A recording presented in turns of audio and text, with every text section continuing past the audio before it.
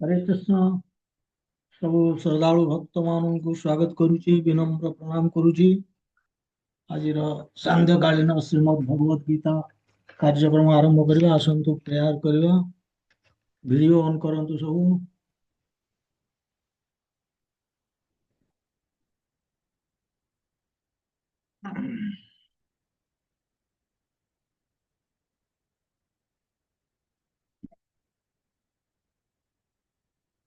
ॐ अज्ञानतिमिरन्धस्य ज्ञानञ्जनशलाकया चक्षुरुन्मिलितं येन तस्मै श्रीगुरवे नमः।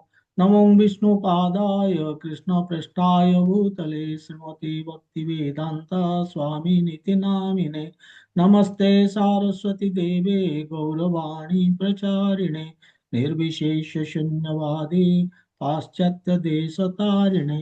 नमो महावदन्याय कृष्ण प्रेम प्रदायते कृष्णाय कृष्ण चैतन्य नाम्ने गौरत्विषे नमः।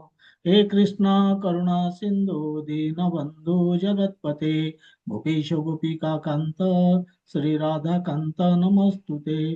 तप्त कांचन गौरंगी राधे वृंदावनेश्वरी वृषभानुसुते देवी प्रणमामि हरिप्रिये। वाञ्छाकल्पतरुभ्यश्च कृपा सिन्धुभ्यैव च पतितानां पावनेभ्यो वैष्णवेभ्यो नमो नमः। जय श्री कृष्ण चैतन्य प्रभु नित्यानंद श्री अद्वैत गदाधर श्रीवासादि गौरभक्तवृंद। हरे कृष्ण कृष्ण कृष्ण हरे हरे हरे हरे राम राम राम हरे हरे। ओम नमो भगवते वासुदेवाय। ओम नमो भगवते वासुदेवाय। ओम नमो भगवते वासुदेवाय। हरे कृष्ण।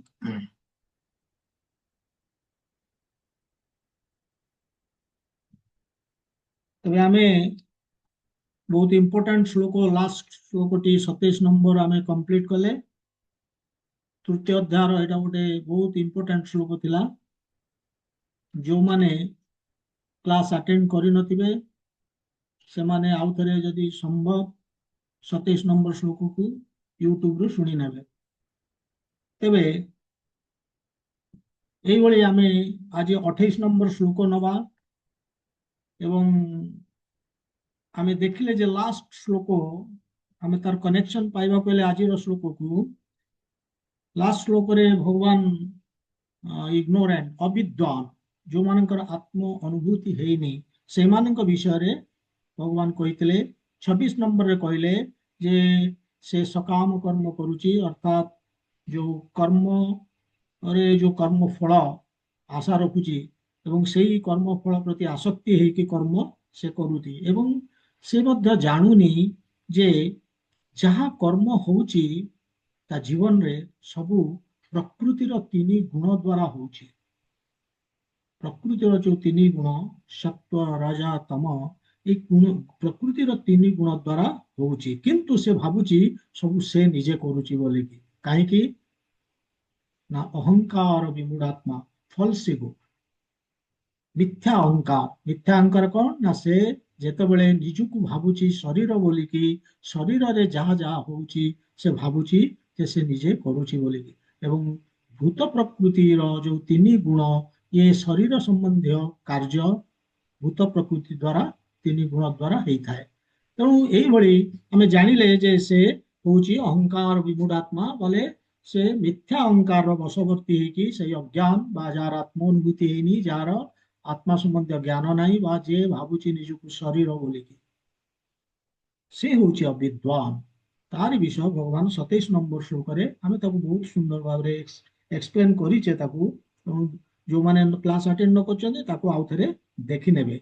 तेबे वर्तमान जो श्लोक को आम जीवा एठी भगवान कहिबे तार उल्टा विद्वान अविद्वान चलीगला 26-27 जो माने आत्म अनुभूति हेनी किंतु वर्तमान कहिबे जो मानकर आत्म अनुभूति हेछि सेमान विषय रे भगवान कहिबे। आमे ताको शेयर करछि।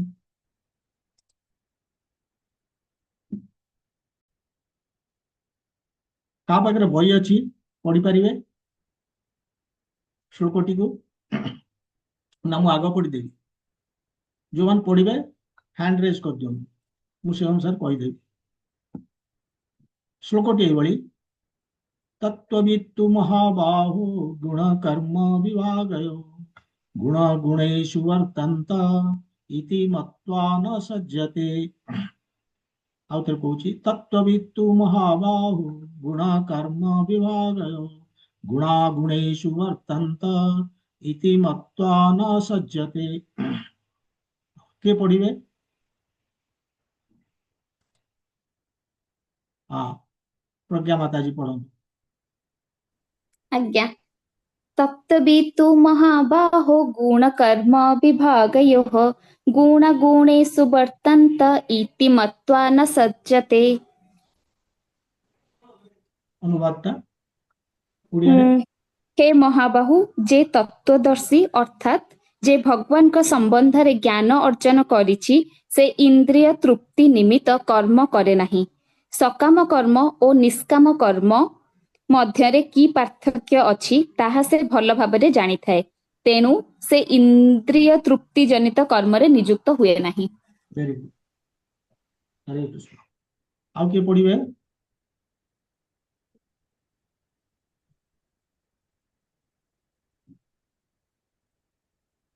ମୁଁ ପଢିଦଉଛି ସାର୍। हाँ पढ़ो तत्त्ववितु महाबाहो गुण कर्म विभागयोः गुण गुणेषु वर्तन्त इति मत्वा न सज्जते। वेरी गुड अनुवाद अनुवाद अच्छी कि बही अच्छी पाखरे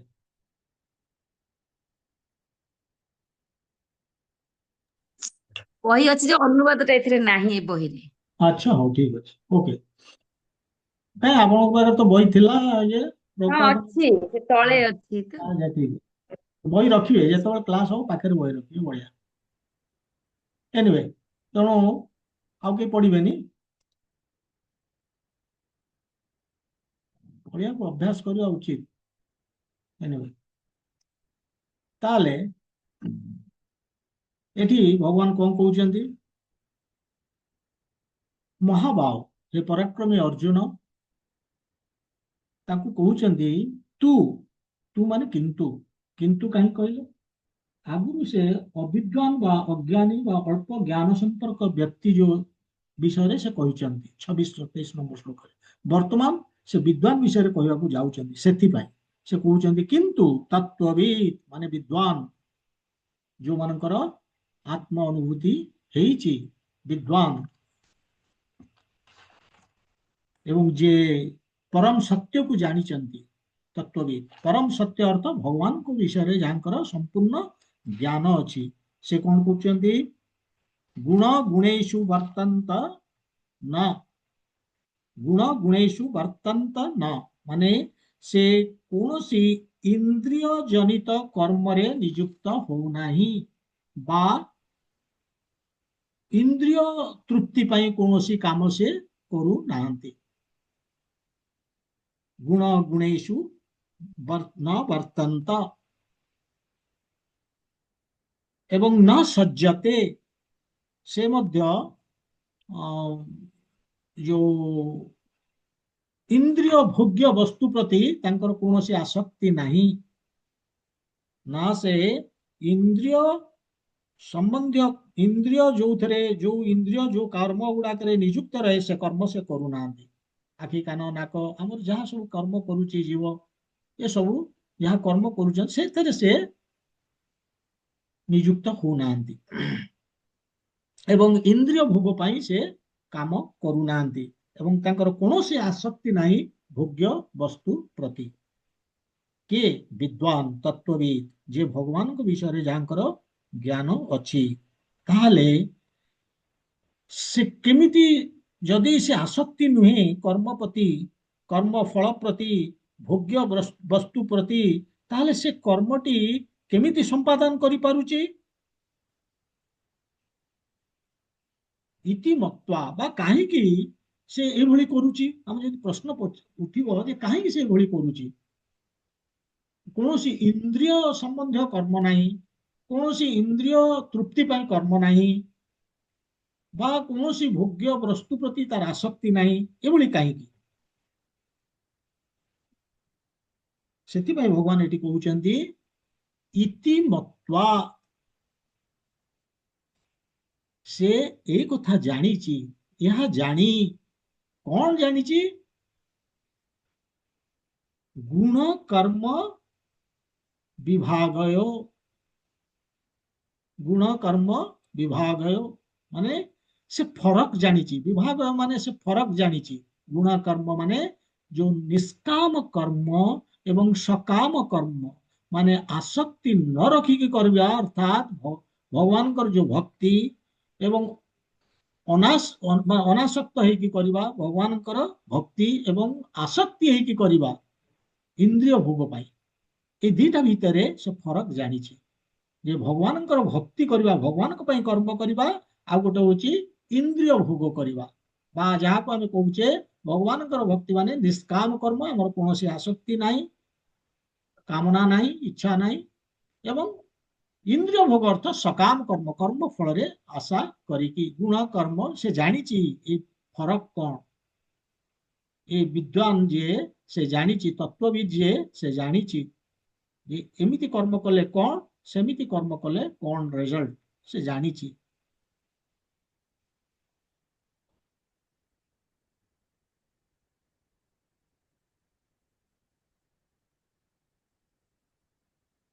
ତେଣୁ ଏଇଭଳି ଭଗବାନ କହିଲେ ଯେ ଡିଫରେନ୍ସ ସେ ଜାଣିଛି। କଣ ସେ ଜାଣିଛି ନା ନିଷ୍କାମ କର୍ମ ଏବଂ ସକାମ କର୍ମ ଭିତରେ ଫରକ କଣ। ଇନ୍ଦ୍ରିୟ ଭୋଗ ପାଇଁ କର୍ମ କରିବା, ଭଗବାନଙ୍କ ପାଇଁ କର୍ମ କରିବା ଭିତରେ ଫରକ କଣ ସେ ଜାଣିଛି, ନମ୍ବର ୱାନ। ଏବଂ ସେ କୌଣସି କର୍ମ ଏମିତି କରୁନି ଯାହା ଇନ୍ଦ୍ରିୟ ସମ୍ବନ୍ଧୀୟ କର୍ମ ବା ଇନ୍ଦ୍ରିୟ ଭୋଗ ସମ୍ବନ୍ଧୀୟ କର୍ମ, ତାର ଆସକ୍ତି ନାହିଁ କୌଣସି ଭୋଗ୍ୟ ବସ୍ତୁ ପ୍ରତି।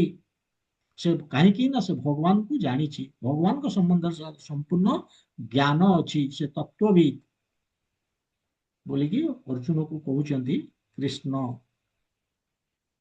ତେଣୁ ଏଇଭଳି ଭଗବାନ ଏଠି କହୁଛନ୍ତି ଯେ ଇଚ୍ଛା, ଗୋଟେ ବିଦ୍ୱାନର ଇଚ୍ଛା ଆଉ ଗୋଟେ ଅବିଦ୍ୱାନର ଇଚ୍ଛା। ବିଦ୍ୱାନ କିଏ?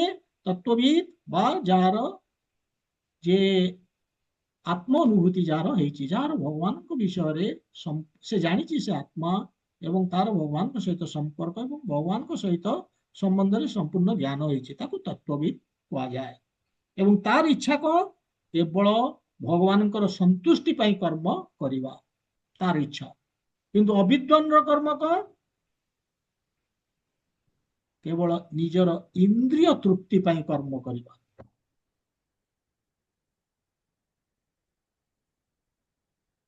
এই ହେଲା ଡିଫରେନ୍ସ। ତେଣୁ ଆମେ ଏହାକୁ ଆଲୋଚନା କରିବା। ନମ୍ବର ୱାନ,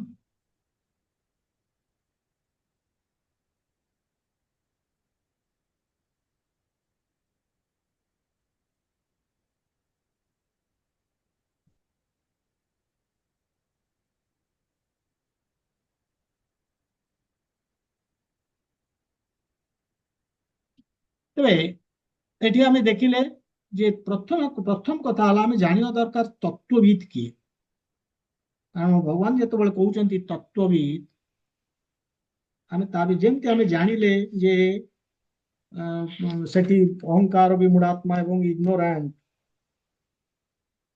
ତା ବିଷୟରେ ଆମେ ଜାଣିଲେ, ସେମିତି ଏଠି ତତ୍ତ୍ୱବିଦ ମାନେ ବିଦ୍ୱାନ, ସେ କିଏ? ଏ ତତ୍ତ୍ୱବିଦ ମାନେ ସେ ଜାଣୁଛି ଯେ ଯାହାର ଆତ୍ମାନୁଭୂତି ହେଇଯାଇଛି, ସେ ଜାଣୁଛି ଯେ ସେ ଗୋଟେ ଜଟିଳ ପରିସ୍ଥିତି ବା ଗୋଟେ ଅସ୍ୱାଭାବିକ ବା ଅଡୁଆ ପରିସ୍ଥିତିରେ ସେ ପଡିଯାଇଛି। ସେ ଜାଣିପାରୁଛି କଣ ସେ ଅଡୁଆ ପରିସ୍ଥିତି, ଯେ ସେ ଯୋଉ ଜାଗାରେ ଅଛି, ଏ ଯୋଉ ଭୌତିକ ଜଗତ, ଏ ଯୋଉ ଜାଗାରେ ଅଛି, ଏଇଟା ଭଲ ଜାଗା ନୁହେଁ। ଏ ବି ଜାଗା ନୁହେଁ ଯୋଉଟା କି ରହିବା ଯୋଗ୍ୟ। ଏ ବି ଜାଗା ନୁହେଁ ଯୋଉଠି ସେ ଉପଭୋଗ କରିପାରିବ। এইଭଳି ସେ ଜାଣିପାରୁଛି ଯେ ସେ କେମିତି ସେ ଗୋଟେ ଅଡୁଆ ପୋଜିସନରେ ପଡିଯାଇଛି, ଏବଂ ଯୋଉ ଅଡୁଆ ପୋଜିସନରେ ପ୍ରକୃତିର ତିନି ଗୁଣ ତାକୁ କଣ୍ଟ୍ରୋଲ କରୁଛନ୍ତି, ନିୟନ୍ତ୍ରଣ କରୁଛନ୍ତି। ଏକଥା ମଧ୍ୟ ସେ ଜାଣିପାରୁଛି ଯେ ସେ ନିଜେ କିଛି କରୁନି, ସବୁ ପ୍ରକୃତିର ତିନି ଗୁଣରେ ହଉଛି, ସେ ଜାଣିପାରୁଛି। ଫଳରେ କଣ, ଏଇଭଳି ସେ ଜାଣୁଛି ଯେ ସେ ଏଇ ପ୍ରକୃତିର ତିନି ଗୁଣରେ ନିୟନ୍ତ୍ରିତ ହବା ଫଳରେ ସେ ଜନ୍ମ ମୃତ୍ୟୁ ଚକ୍ରରେ ସେ ଅଟକିକି ରହିଯାଇଛି ଜନ୍ମ ଜନ୍ମ ଧରି। Life time after life time, ଗୋଟେ ଯୋନିରୁ ଆଉ ଗୋଟେ ଯୋନିକୁ ସେ ଯାଉଛି ସବୁବେଳେ, ଜନ୍ମ ଜନ୍ମ ଧରି ଏ ଜନ୍ମ ମୃତ୍ୟୁ ଚକ୍ରରେ ସେ ଫସିକି ରହିଯାଇଛି। ଏଇ ହଉଛି ତାର ଅକୱାର୍ଡ ପୋଜିସନ, ଗୋଟେ ଅଡୁଆ ବା ଜଟିଳ ବା ଅସ୍ୱାଭାବିକ ପରିସ୍ଥିତିରେ ସେ ପଡିଯାଇଛି ବୋଲିକି ସେ ସବୁବେଳେ ଭାବୁଛି। ଏବଂ ଏଇ ତତ୍ତ୍ୱବିତ୍ ଏତିକି ଭାବୁନି, ସେ ମଧ୍ୟ ବହୁତ ସୁନ୍ଦର ଭାବରେ ଜାଣୁଛି ଯେ ପରମ ସତ୍ୟକୁ ତିନୋଟି ସ୍ତରରେ ଅନୁଭବ କରାଯାଏ, ବ୍ରହ୍ମନ୍, ପରମାତ୍ମା ଏବଂ ଭଗବାନ। এই ତିନୋଟି ଷ୍ଟେଜରେ ଭଗବାନଙ୍କୁ ଅନୁଭବ କରାଯାଏ। ବ୍ରହ୍ମେତି ପରମାତ୍ମେତି ଭଗବାନ ଇତି ଶବ୍ଦୟତି ବୋଲିକି ଆମର ଶ୍ରୀମଦ୍ ଭାଗବତମରେ କୁହାଯାଇଛି। ତେଣୁ ଏଇ ଯୋଉ ଭଗବାନ ଅନୁଭୂତି, ସିଏ ହଉଛି ପରମ ଅନୁଭୂତି। ଏବଂ ଏ ଜ୍ଞାନ ତାର ଅଛି ଯେ ଯେ ପରମ ସତ୍ୟ, ତାଙ୍କୁ କେବଳ ଭଗବାନ ଅନୁଭୂତି ହେଲେ ହିଁ ଭଗବାନଙ୍କୁ ସେ ଠିକରେ ଜାଣିଛି ବୋଲିକି ଆମେ ଜାଣିବା। ଇଏ ହେଲା ନମ୍ବର 2, ତାର ପରମ ସତ୍ୟକୁ ସେ ତିନୋଟି ସ୍ତରରେ ଜାଣୁଛି, ବ୍ରହ୍ମନ୍, ପରମାତ୍ମା ଏବଂ ଭଗବାନ, ଏଇଭଳି। ଏବଂ ସେଇ ତତ୍ତ୍ୱବିତ୍ ଶୁଦ୍ଧ ସତ୍ୱରେ ରହୁଛି, ବାସୁଦେବ ଷ୍ଟେଟ, ସତ୍ୟ ଖାଲି ନୁହେଁ, ଶୁଦ୍ଧ ସତ୍ୟ, ମାନେ ଗୁଣାତୀତ ହେଇଯାଇଛି, ସେ ପାର କରିଦେଇଛି, ତମ ରଜ ସତ୍ୱକୁ ପାର କରିକି ଶୁଦ୍ଧ ସତ୍ୱରେ ସେ ଅବସ୍ଥାନ କରୁଛି। ଏବଂ ସେଥିପାଇଁ ସେ ଜାଣୁଛି ଯେ ତାର ଯାହା ସେ ଯୋଉ କାର୍ଯ୍ୟରେ ସେ ନିଯୁକ୍ତ ହେଇଛି, ସେ କାର୍ଯ୍ୟ ଗୁଡିକ କେବଳ ଭଗବାନଙ୍କର ଖୁସି ପାଇଁ, ତାଙ୍କ ସେବାରେ ଖୁସି ପାଇଁ ସେ କର୍ମ କରୁଛି ଭଗବାନଙ୍କର। ଏବଂ ସେ ଜାଣୁଛି ସବୁ ଭଗବାନଙ୍କ କଣ୍ଟ୍ରୋଲରେ, ଏବଂ ସବୁ ଜାଣୁଛି, ସେ ଜାଣୁଛି ଯାହା ଭଗବାନ ସବୁ କିଛି ଆସୁଛି ଦୁନିଆରେ, ସବୁ ଭଗବାନଙ୍କୁ ଆସୁଛି। ତେଣୁ ଭଗବାନଙ୍କ ଉଦ୍ଦେଶ୍ୟରେ ସବୁ ନିଯୁକ୍ତ କରିବାର ଅଛି ବୋଲିକି ସେ ଜାଣିପାରୁଛି। ତେଣୁ ଏଇଭଳି ସେ ଭଗବାନଙ୍କ ପାଇଁ କର୍ମ କରୁଛି ଏବଂ ଭଗବାନଙ୍କୁ ଖୁସି ଦେବା ପାଇଁ ଶୁଦ୍ଧ ସତ୍ୱରେ ରହିଛି। ସେ ନିଜର ଇନ୍ଦ୍ରିୟ ଭୋଗ ପାଇଁ କର୍ମ କରୁନି। କାହିଁକି ନା ସେ ସବୁ ଜାଣୁଛି ଯେ ସବୁ ଜିନିଷ ଏ ଦୁନିଆରେ ଭଗବାନଙ୍କର, ଭଗବାନଙ୍କୁ ହିଁ ଆସୁଛି। ତେଣୁ ଭଗବାନଙ୍କ ଉଦ୍ଦେଶ୍ୟରେ ସେବାରେ ସବୁ ଲଗେଇବାର ଅଛି। ତା ଛଡା ସେ ମଧ୍ୟ ଆଉ କେତେ ଗୁଡେ ଜିନିଷ ଜାଣୁଛି, କଣ ନା ସେ ଭଗବାନଙ୍କୁ ତ ଜାଣୁଛି ଏବଂ ଭଗବାନ ହଉଛନ୍ତି ପରମାତ୍ମା ଏବଂ ସେ ସଚ୍ଚିଦାନନ୍ଦ ଏବଂ ସେ ନିଜେ ହଉଛି ଭଗବାନଙ୍କର ଅଂଶ, part and parcel of the supreme Lord. ଏବଂ ସେ ଜାଣୁଛି ଯେ ସେ ଟ୍ରାପ୍ ହେଇଯାଇଛି, ଅର୍ଥାତ୍ ସେ ଫସି ଯାଇଛି କୋଉଠି ନା ଏଇ ଯୋଉ ଭୌତିକ ଭାବନା, ଆମର ଯୋଉ ଶାରୀରିକ ଜୀବନର ଭାବନାରେ ସେ ଅଟକିକି ରହିଯାଇଛି, ନିଜକୁ ଶରୀର ଭାବିକି, material conception of life।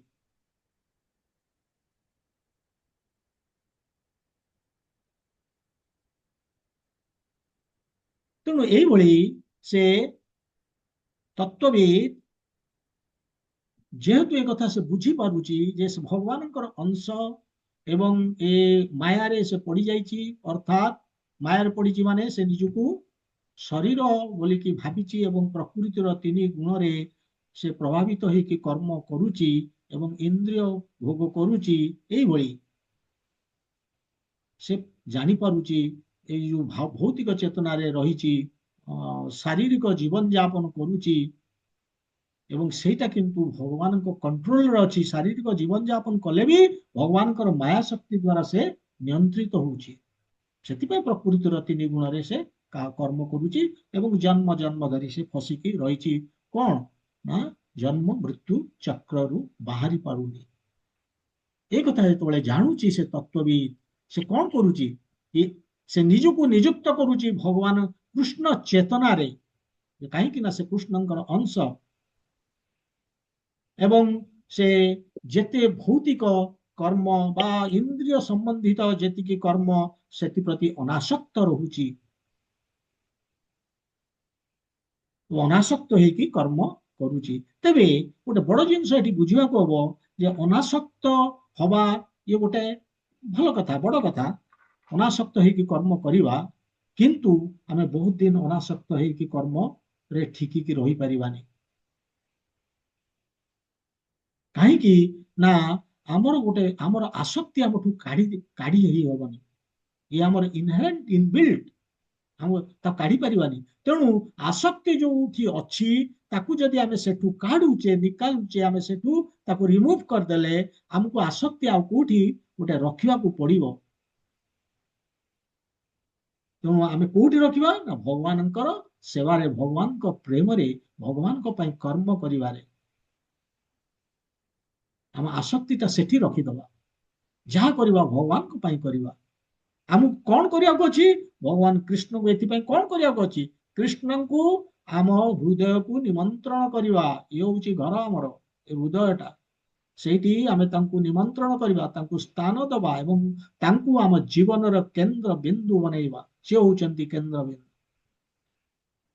ଯାହା କର୍ମ କରିବା ତାଙ୍କୁ ନେଇକି, ତାଙ୍କ ସାଙ୍ଗରେ ଯୁକ୍ତ ହେଇକି, ଅଟୋମେଟିକାଲି କଣ ହବ ନା ଆମେ ଯାହା ବି କର୍ମ କରିବା ସେଥିରେ ଆମେ କର୍ମ ବନ୍ଧନରେ ପଡିବାନି। ଇଏ ହଉଛି ଭକ୍ତିର ପ୍ରୋସେସ। ଦୁଇଟି ଜିନିଷ ଇମ୍ପୋର୍ଟାଣ୍ଟ। କୃଷ୍ଣଙ୍କୁ ଆମେ ଯଦି ସେଣ୍ଟରରେ ରଖିବା, କର୍ମ କଣ କରିବା, କୃଷ୍ଣଙ୍କ ପାଇଁ କର୍ମ କଣ? ଦୁଇଟି ଜିନିଷ।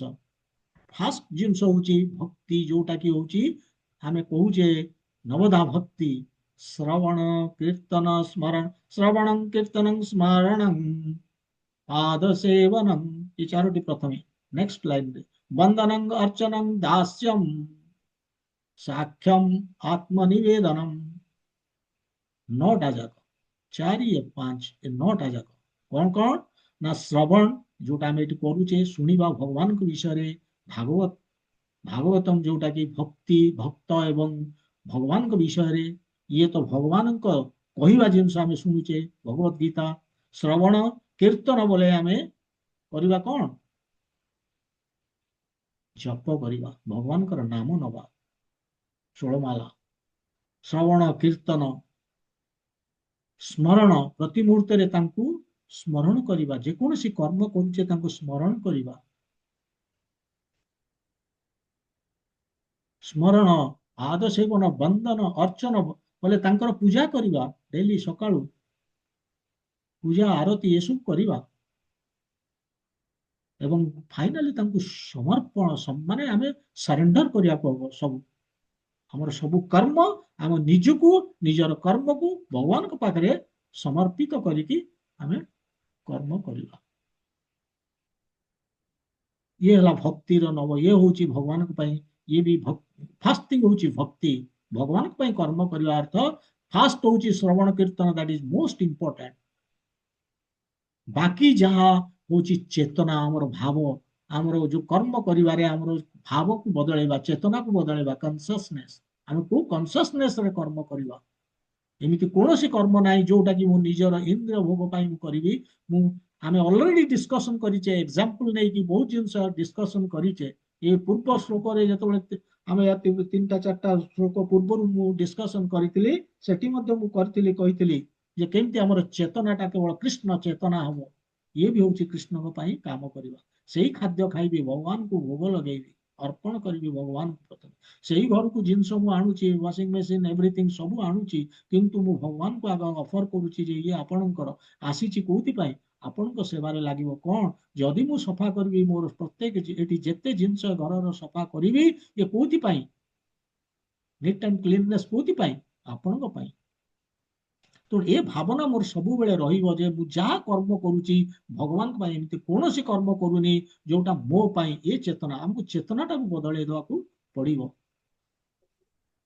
ପରିବା ମୁଁ ଦୋକାନରୁ ଆଣୁଛି ମୁଁ ଭେଜିଟେବୁଲ ଗ୍ରୋସରୀ ଆଣୁଛି ମୁଁ ନିଜ ପାଇଁ ଆଣୁନି ଭଗବାନଙ୍କ ପାଇଁ ତାଙ୍କ ଖୁସି ପାଇଁ ତାଙ୍କ ସାଟିସ୍ଫାକ୍ସନ ପାଇଁ ସେଥିପାଇଁ ସବୁ ଆଣିଲା ବେଳେ ମୁଁ ଦେଖୁଛି ଯେ ମାନେ କେତେ ଭଲ ଜିନିଷ ଆଣି ହବ ଭଗବାନଙ୍କ ପାଇଁ ଭଲ ଜିନିଷ ଅଫର କରିବି ତେଣୁ ଚେତନା ବଦଳିଯିବ ପ୍ରତ୍ୟେକ ଜିନିଷରେ ଏକ୍ସରସାଇଜ କରୁଛି ସବୁ କର୍ମ କରିବି କିନ୍ତୁ ମୋର ଭାବନାଟିକୁ ବଦଳେଇ ଦେବି एक्सरसाइज करूची निजर बॉडी को फिट रखिकी इंद्रिय भोग पाई नुहे बॉडी को फिट रखी भगवान कर सेवा करबा पाई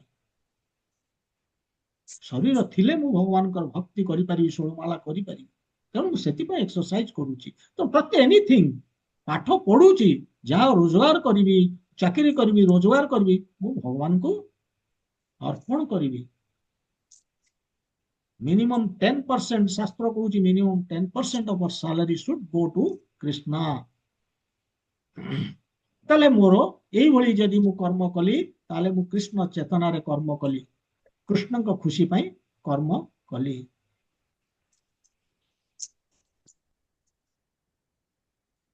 एई भली विद्वान लोक करूचंती ए श्लोक रे भगवान कहउचंती एई भली करिया फल रे कोन ना से विद्वान लोक तार रिजल्ट कौन होची से जिते ए जीवन रे आम केबेल भावंतु नहीं जे जीवन रे उत्थान पतन खाली उत्थान रहिबो पतन नाही उत्थान पतन दीटाक रहिबो द्वंद्व रहिबो सुख दुख दीटाक रहिबो दुख मैक्सिमम रहिबो हमर कर्म अनुसार पूर्व जन्मर कर्म अनुसार कर्म हमर कार्मिक रिएक्शन ताको हम कहूचे मटेरियल रिएक्शन प्रतिक्रिया ताको हमको भोगियो को पड़िबो तेणु ये सब आसीबो हम कर्म अनुसार खाली लाभ हम बोली कि नहीं क्षति भी पारे खाली आनंद मिलिबो कि नहीं कष्ट मिलिबो बोली किसी कथा नहीं कष्ट भी मिली पारे जेते द्वंद्व ए दुनिया रे सृष्टि हो मोर कर्म फल कर्म मु जहा करिछि तार फल मु भोगिबी एथर किछि नहीं तेणु हमको जानिया कहबो जे हमर दैनंदिन जीवन day to day life is not bed of roses एथरे अप्स एंड डाउन्स अछि ये स्ट्रेट लाइन भलिया पूरा जीवन जे हाँ मु पूरा सुख पाइछि पाई चलीथिबी केतबेले आमे कर्म करू करू आमे केतबेले भ्रमित होउचे केतबेले फ्रस्ट्रेशन आसुची केतबेले आमे बहुत जीवन रे दुख भी आसुची रोग होउची आमे बहुत सफर करूचे सफरिंग अछि किंतु जे तत्वविद से ए कार्मिक रिएक्शंस गुडी को से बुझुची जे भगवान कर कृपा से बुझुची ये गुडी को भगवान को कृपा एवं ये जिनस गुडी को मो कंट्रोल रे नाही न थाई पारे डजंट मैटर से भाबुची जो मो कंट्रोल रे नाही किंतु कृष्ण को कंट्रोल रे तो अछि ना सेति पय से भगवान कर सेवा रे लागि जाउची काहे कि ना ए भली लागिवा फल रे भगवान कोन कहिबे यारे ये तो कंट्रोल नहीं कि मो कंट्रोल रे अच्छी व्यस्त होना मु अच्छी तो कंट्रोल से नहीं कि मो कंट्रोल रे अच्छी तेणु तत्व भी जानूची जे कृष्णा जेते दुख आसु दुनिया रे जेते कष्ट आसु जेते अप्स एंड डाउन्स रहू हमर स्ट्रेट लाइन हेई नथिबो जीवनटा किंतु तत्वविद जानूची जे कृष्णा करो मो पई बहुत बढ़िया प्लान अछि से जिनस से सब भावुची वेरी पॉजिटिव किंतु आमे आमे कौन भावुचे हाँ जीवन में मु तो किसी अन्याय करिनी मोर कहीं एते खराब होउची व्हाई हैपनिंग टू मी मोर कहीं ठीक हेलानी किंतु तत्वविद जानूची कृष्ण होउचंदी इटर्नल फादर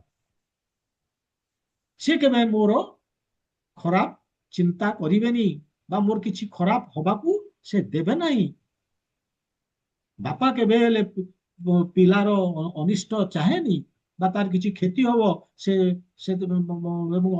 सुख पाइबनी बापार सेटा लक्ष्य नुहे तो कृष्ण मध्य हमर बापा एवं से होचंदी इटर्नल फादर जदि हमकु जदि गोटे से कोठी हमकु चापड़ाटे मारुचंती जेंति बापा मारंती से चापड़ाटे मारुचन हम भलो पाई हमें से कष्ट लागुची ଆମେ ଭୋଗୁଛେ ଆମକୁ ଗୋଟେ ଯେତେବେଳେ ଦେଖୁଛେ ଯେ ହଁ ଆମେ ଗୋଟେ ବଡ ବିପଦରେ ପଡି ଯାଇଛେ କି ଆମକୁ ଗୋଟେ ବଡ ରୋଗ ହେଇଯାଇଛି, ଆମେ ବହୁତ କଷ୍ଟ ପାଉଛେ, ଇଏ ଚାପୁଡା ମାରିଲା ଭଳିଆ କୃଷ୍ଣଙ୍କର। କିନ୍ତୁ ଏଇଟା ଆମେ ଜାଣିବା ଦରକାର ଯେ ଏଇଥି ଯୋଗୁ ହିଁ ଆମେ ଭଗବାନଙ୍କର ଭକ୍ତି ମଧ୍ୟ ଭଲରେ କରିପାରିବା। ଏହାର ଅର୍ଥ ନୁହେଁ ଯେ କୃଷ୍ଣ ହଉଛନ୍ତି ସାଡିଷ୍ଟିକ, ସେ ଦେଖୁଛନ୍ତି ହଁ ଆରେ ମୁଁ ତାଙ୍କୁ କଷ୍ଟ ଦେଇଛି ବାସ୍ କେମିତି ସେ ସଫର କରିବେ ସେଇଟା ମୁଁ ଦେଖିବି। ନା, ସେ ସାଡିଷ୍ଟିକ ନୁହେଁ। ତାଙ୍କର ବହୁତ ଭଲ ପ୍ଲାନ ରହିଛି। ଆମକୁ ଏଇଟା ସବୁବେଳେ ପଜିଟିଭ ହବାକୁ ପଡିବ ଯେ ଭଲ ପ୍ଲାନ ରହିଛି। ତାହେଲେ ଏବଂ ଭକ୍ତି ଆମେ କରିଚାଲିଥିବା ତାହେଲେ ଏଭ୍ରିଥିଙ୍ଗ ପଜିଟିଭ will happen। ଆଉ ଯଦି ବି ନେଗେଟିଭ ଆସିଲା, ଏମିତି ନୁହେଁ କି negative will never happen, negative will happen, କିନ୍ତୁ ଆଇଦର ସେ ଆମକୁ କଷ୍ଟ ଦବନି ବା ଆମେ ଜାଣି ବି ପାରିବାନି ଯେ ନେଗେଟିଭ ଆମ ଜୀବନରେ ଘଟୁଛି ବୋଲିକି। ତେବେ ପ୍ରଶ୍ନ ଉଠୁଛି ଆମେ କେମିତି ଅନୁଭବ କରିବା ଯେ କୃଷ୍ଣ ହଉଛନ୍ତି ଆମର ଇଟର୍ନାଲ ପ୍ୟାରେଣ୍ଟ। ଆମେ କେମିତି ମାନେ କୃଷ୍ଣଙ୍କର ସେଇ ଯୋଉ ପ୍ରେମ, ଲଭ ଫର କୃଷ୍ଣ ଆମେ କେମିତି ପାଇବା? ଆମେ କେମିତି କୃଷ୍ଣଙ୍କ ଉପରେ ପୁରା ନିର୍ଭରଶୀଳ ହବା? ତାହେଲେ ଆମର ଯେତେ ପରିସ୍ଥିତି ଆସୁଛି ଜୀବନରେ, ଚେଞ୍ଜିଂ ସିଚୁଏସନ, ଆମେ ସେଥିରେ ଭ୍ରମିତ ହବାନି। କଣ କଣ କଲେ? ଗୋଟିଏ ପ୍ରୋସେସ, ଏଟା ହଉଛି କଳିଯୁଗ, ଗୋଟିଏ ପ୍ରୋସେସ, ସେଇଟା ହଉଛି ହରିନାମ ସଂକୀର୍ତ୍ତନ। ଆମେ ଯେତେବେଳେ ହରିକୃଷ୍ଣ ମହାମନ୍ତ୍ର ଜପଟିକୁ ଡେଲି ଆମେ ଷୋଳମାଳା କରୁଥିବା, ତାହେଲେ ଆମେ କୃଷ୍ଣଙ୍କ ପ୍ରତି ଆମର ଅଟୋମେଟିକ ବଢି ଚାଲିବ ପ୍ରେମ। ଏବଂ ଆମେ କୃଷ୍ଣଙ୍କ ଉପରେ ଆମେ ନିର୍ଭର କରିବା। ଆମେ ନିର୍ଭର କାହା ଉପରେ କରିଛେ? ଆମ ନିଜ ଉପରେ, ଆମ ଏ ଶରୀର ସାଙ୍ଗରେ ଯୋଉମାନେ ସମ୍ପୃକ୍ତ ତାଙ୍କ ସାଙ୍ଗରେ ନିର୍ଭର କରିଛେ। କିନ୍ତୁ ଆମେ କେବେ ହେଲେ ନିର୍ଭର କରିକି ଆମେ ସୁଖୀ ହେଇପାରିବାନି ବା ଖୁସି ପାଇପାରିବାନି। କିନ୍ତୁ ଯଦି ଆମେ ଭଗବାନ କୃଷ୍ଣଙ୍କ ଉପରେ ଆମେ ନିର୍ଭର କରିଯିବା, ତାହେଲେ ଆମେ ସୁଖ ପାଇବା, ଖୁସି ପାଇବା। ସେଥିପାଇଁ ଆମକୁ ଭଗବାନଙ୍କ ଉପରେ ଡିପେଣ୍ଡ କରିବାକୁ ହେଲେ ହରିନାମ ଏବଂ ଭଗବାନଙ୍କର ପ୍ରେମ ପାଇବାକୁ ହେଲେ ହରିନାମ ମହାମନ୍ତ୍ର ଜପ ଆମକୁ କରିବାକୁ ପଡିବ। ଏଇ କଳି ଯୁଗରେ ଆଉ ଅନ୍ୟ ଉପାୟ ନାହିଁ। ଏଇ ହଉଛି ପ୍ରକ୍ରିୟା। ଏବଂ ଆମକୁ ପ୍ରତ୍ୟେକ ଦିନ ଫିକ୍ସଡ ରାଉଣ୍ଡ କରିବାକୁ ପଡିବ। ଆମେ ଯାହା ଡିସାଇଡ କଲେ, ଯଦି 1 ରାଉଣ୍ଡ କରୁଛେ 1 ରାଉଣ୍ଡ କରୁଥିବା, କେବେ ହେଲେ ଛାଡିବାନି ତାକୁ। ଯୋଉମାନେ ଯେତିକି ରାଉଣ୍ଡ କରୁଛନ୍ତି ସେ ଫିକ୍ସଡ ରାଉଣ୍ଡରେ ସେ କଣ୍ଟିନ୍ୟୁ କରୁଥିବେ ଏବଂ ସମୟ ଅନୁସାରେ ତାକୁ ବଢେଇବାକୁ ଆମେ ଚେଷ୍ଟା କରୁଥିବା। ତାହେଲେ ଭଗବାନ ଜାଣିବେ ଯେ ଇଏ ପ୍ରୟାସ କରୁଛି ଉପରକୁ ଉଠିବା ପାଇଁ, ତାପରେ ତାଙ୍କର କୃପା ଆସିବା ଆରମ୍ଭ ହବ।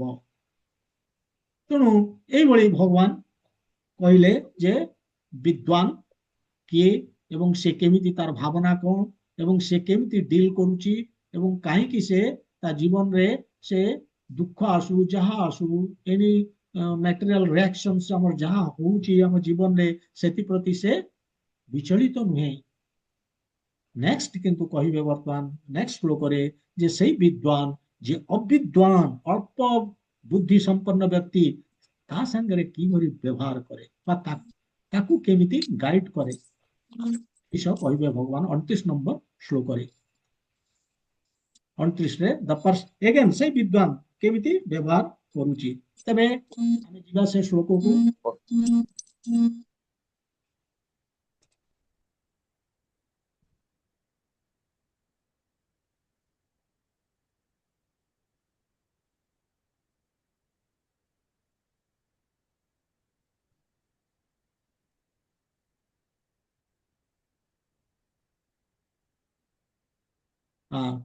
କିଏ ପଢିବେ? ପଢନ୍ତୁ, ମୁଁ ଆଗ ପଢି ଦଉଛି।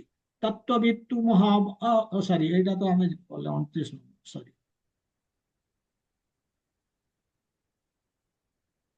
प्रकृते गुणसमुदाः सजन्ते गुणकर्मसु तान् कृष्णां विदः मन्दान् कृष्णवित् न विचलयेत्। आउथर कହୁଛି प्रकृते गुणसमुदाः सजन्ते गुणकर्मसु तान् अकृष्णा विदः मन्दान् कृष्णवित् न विचलयेत्। କିଏ ପଢିବେ? ପଢନ୍ତୁ।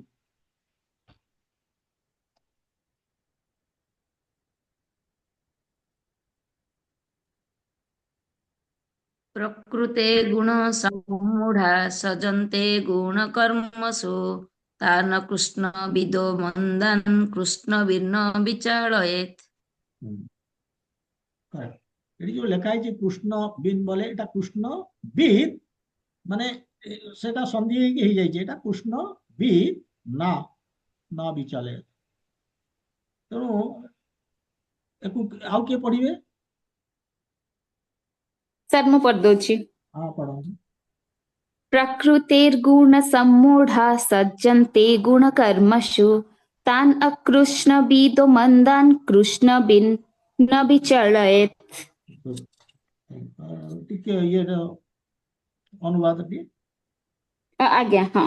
ଅଳ୍ପ ଜ୍ଞାନ ସମ୍ପନ୍ନ ମୂର୍ଖମାନେ ଭୂତ ପ୍ରକୃତିର ଗୁଣ ଦ୍ୱାରା ବିଭ୍ରାନ୍ତ ହୋଇ ସମ୍ପୂର୍ଣ୍ଣ ରୂପେ ଭୌତିକ କର୍ମରେ ନିଯୁକ୍ତ ହୁଅନ୍ତି ଏବଂ ସେଥିପ୍ରତି ଆସକ୍ତି ହୋଇପଡ଼ନ୍ତି। ସେମାନଙ୍କର ପ୍ରକୃତ ଜ୍ଞାନ ନଥିବାରୁ ସେମାନେ ଏ ପ୍ରକାର ନୀଚ କର୍ମରେ ନିଯୁକ୍ତ ହୁଅନ୍ତି। ଯଦିଓ ଏହା ନୀଚ କର୍ମ, ତଥାପି ଜ୍ଞାନୀମାନେ ଯେଉଁମାନେ ପ୍ରକୃତରେ ଆତ୍ମଜ୍ଞାନ ଲାଭ କରିଛନ୍ତି ସେମାନଙ୍କୁ ବିଚଳିତ କରିବା ଉଚିତ ନୁହେଁ। ହରେ କୃଷ୍ଣ। ତେବେ ଆମେ ପୂର୍ବ ଶ୍ଲୋକରେ ଆମେ ଯେ ଅବିଦ୍ୱାନ ବା ଯାହାର ହେଇନି ଆତ୍ମ ଅନୁଭୂତି ହେଇନି ଏବଂ ଯେ ବିଦ୍ୱାନ ଯାହାର ଆତ୍ମ ଅନୁଭୂତି ହେଇଛି ତତ୍ତ୍ୱବିତ୍ ଆମେ ଆଲୋଚନା କରିସାରିଲେଣି ଏବଂ ଜାଣିଲେ ଯେ ସେମାନଙ୍କ ବିଷୟରେ ଜାଣିଲେ ସେମାନେ କେମିତି କର୍ମ କଣ କେମିତି କର୍ମ କରୁଛନ୍ତି, ଜଣେ ଇନ୍ଦ୍ରିୟ ଭୋଗ ପାଇଁ ଆଉ ଜଣେ କୃଷ୍ଣଙ୍କ ପାଇଁ ଏଇଭଳି।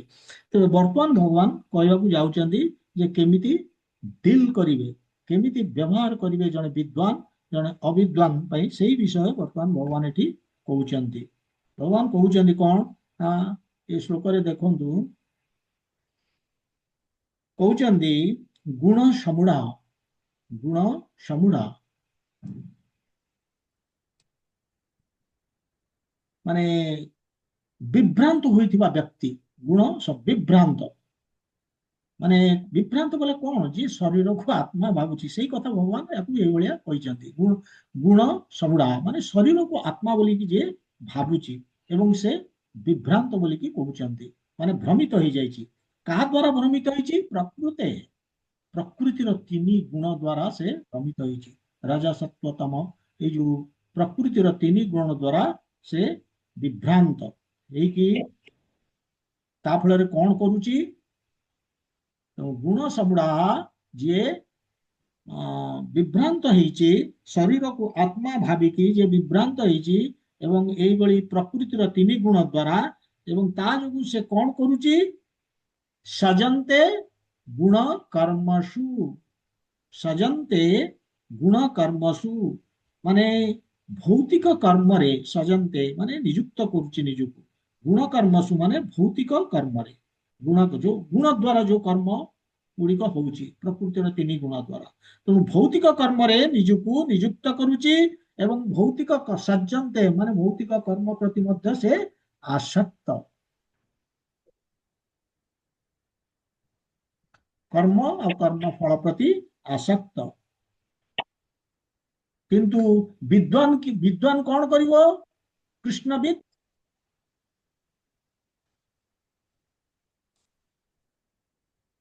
କୃଷ୍ଣବିଦ୍ ଯେ ଯାହାର ଜ୍ଞାନ ଅଛି, ବିଦ୍ୱାନ ଭଗବାନଙ୍କ ସମ୍ବନ୍ଧରେ ଯାହାର ଜ୍ଞାନ ଯେ ହାସଲ କରିଛି ସେ ହଉଛି ବିଦ୍ୱାନ। ସେ କଣ କରିବ? ନ ବିଚଳେତ୍ ମାନେ ସେ ବିଚଳିତ କରିବା ଉଚିତ ନୁହେଁ, ଡିଷ୍ଟର୍ବ କରିବା ଉଚିତ ନୁହେଁ। କାହାକୁ? ତାନ୍ ଅକୃଷ୍ଣ ବିଦଃ ମାନେ ଯିଏ ଅଳ୍ପ ଜ୍ଞାନ ସମ୍ପନ୍ନ ବ୍ୟକ୍ତି, ଅବିଦ୍ୱାନ, ତାକୁ ଡିଷ୍ଟର୍ବ କରିବା କଥା ନୁହେଁ। ସେଇ ଯୋଉ ଅଳ୍ପ ଜ୍ଞାନ ସମ୍ପନ୍ନ ବ୍ୟକ୍ତି ସେମାନେ କେମିତି? ମନ୍ଦାନ ବୋଲେ ସେମାନେ ହଉଛନ୍ତି ମାନେ ଆତ୍ମ ଅନୁଭୂତି ପାଇଁ ସେମାନେ ଅକ୍ଷମ, ମନ୍ଦାନ, ତାଙ୍କର କୌଣସି ଇଣ୍ଟରେଷ୍ଟ ନାହିଁ, ଅକ୍ଷମ ଏବଂ ସ୍ୱାର୍ଥ ବି ନାହିଁ, ତାଙ୍କୁ ଭଗବାନ କହୁଛନ୍ତି ମନ୍ଦାନ, ଆଇଡଲ, ଅଳସୁଆ।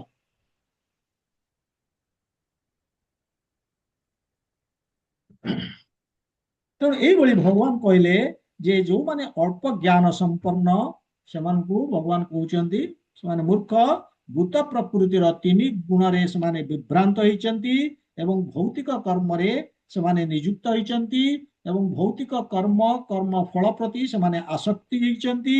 ସେମାନଙ୍କର ପ୍ରକୃତ ଜ୍ଞାନ ନଥିବା ଯୋଗୁଁ ସେମାନେ ଏଇ ନୀଚ କର୍ମରେ ନିଯୁକ୍ତ ହେଇଛନ୍ତି।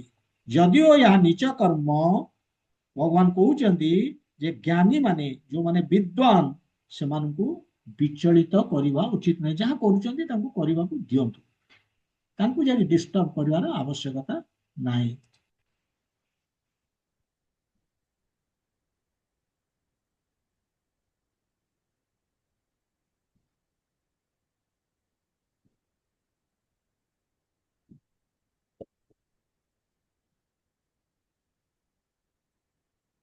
ତେବେ ଏଇଭଳି ଆମେ ଦେଖିଲେ ଯେ କେମିତି ବିଦ୍ୱାନ ଲୋକ, ତାମାନେ ଏଠି ବେସିକାଲି ଭଗବାନ କହୁଛନ୍ତି ବିଦ୍ୱାନ କେମିତି ଅବିଦ୍ୱାନ ସାଙ୍ଗରେ କେମିତି ବ୍ୟବହାର କରିବ, ତାର କର୍ତ୍ତବ୍ୟ କଣ, ଅବିଦ୍ୱାନ ପ୍ରତି ତାର କର୍ତ୍ତବ୍ୟ କଣ। ତେବେ ଏଇ ଯୋଉ ଶ୍ଲୋକଟି ଆମେ ଦେଖିଲେ ତାର ସାରମର୍ମ କଣ? ଭଗବାନ କହୁଛନ୍ତି ଯେ ଯୋଉମାନେ ଅଳ୍ପ ଜ୍ଞାନ ସମ୍ପନ୍ନ ବ୍ୟକ୍ତି ଅବିଦ୍ୱାନ ସେମାନେ ଭୌତିକ କର୍ମ କରୁଛନ୍ତି ଇନ୍ଦ୍ରିୟ ଭୋଗ ପାଇଁ।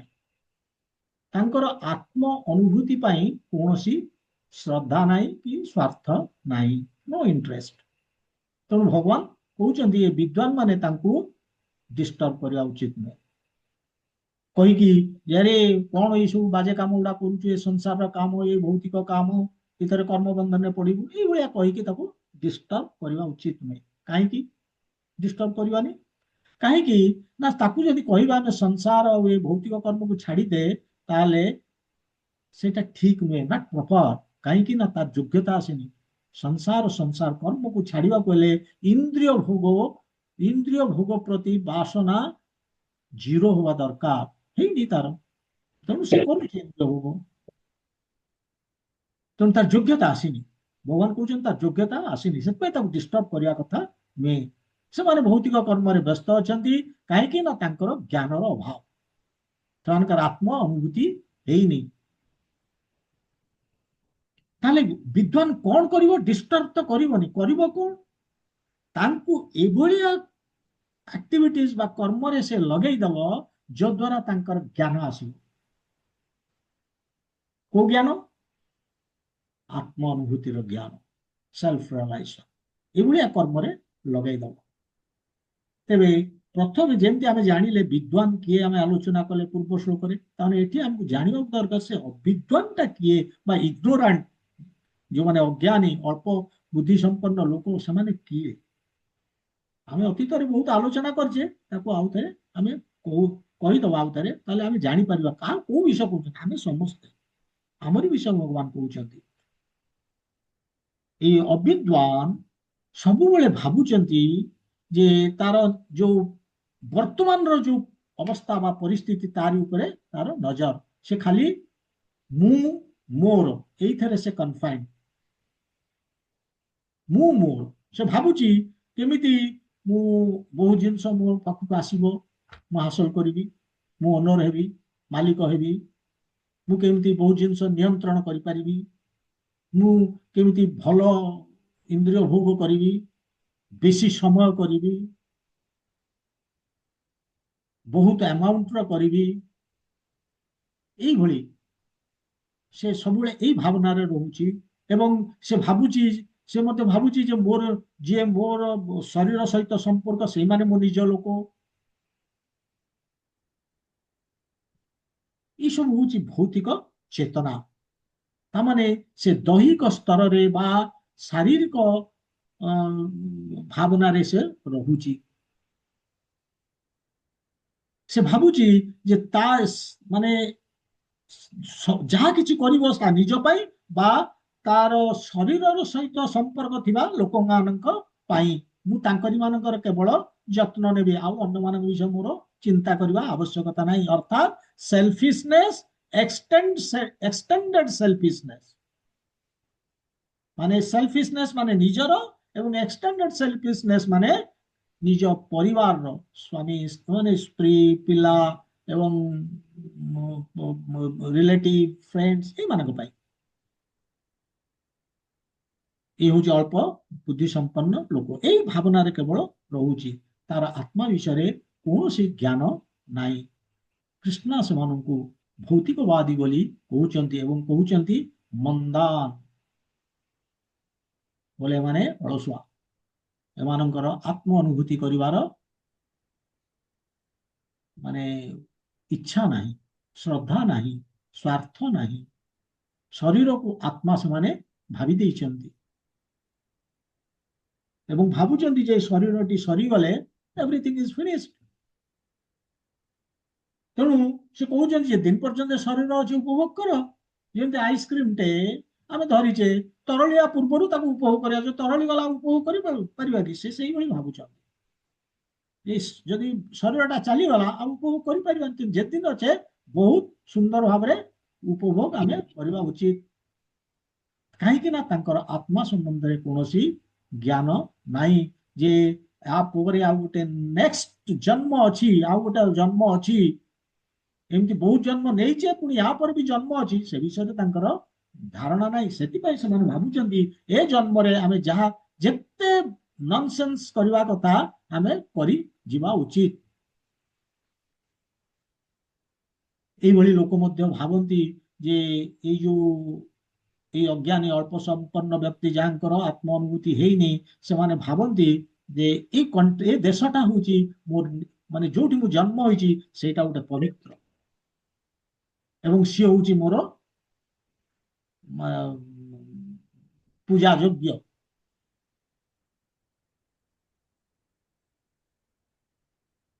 ଅବଜେକ୍ଟ ଅଫ worship, ମୁଁ ତାକୁ ପୂଜା କରିବି। କିନ୍ତୁ ସେ ଜାଣିପାରୁନି ଯେ ଆଜି ସିନା ଏଠି ଜନ୍ମ ହେଇଛି, ସେତେବେଳେ ଏବଂ ଭାବୁଛି ଯେ ଏ ବାକି ଯାହା ମୋ ପାକିସ୍ତାନ ସେ ମୋର ଶତ୍ରୁ, ପୁଣି କାଲି ଯାଇକି ପାକିସ୍ତାନରେ ଜନ୍ମ ହବ, ଯେତେବେଳେ ନେକ୍ସଟ ବାର୍ଥଟା ସେତେବେଳେ ଇଣ୍ଡିଆ ତାର ଶତ୍ରୁ ହବ। ତେଣୁ ସେଇଭଳି ସେ ପୂଜା କରୁଛି, କାଲି ସେ ପାକିସ୍ତାନର ପୂଜା କରିବ। ତେଣୁ ଏଇ ଅଳ୍ପ ସମ୍ପନ୍ନ ବ୍ୟକ୍ତି ଏଇଭଳି ଚିନ୍ତାରେ ରହୁଛି ଏବଂ କେମିତି ମାନେ ଭୌତିକ ପ୍ରଗତି କରିବ, କେମିତି ମାନେ ଅଧିକ ଏବଂ ଭଲ ଇନ୍ଦ୍ରିୟ ଭୋଗ କରିବ, ଆଉ କୌଣସି ଟପିକ ନାହିଁ ବା ସବଜେକ୍ଟ ନାହିଁ ଯାହା ବିଷୟରେ ସେ ଭାବିବ। ସେ ଶରୀରରୁ ଉର୍ଦ୍ଧ୍ୱକୁ ଉଠି ପାରୁନାହିଁ।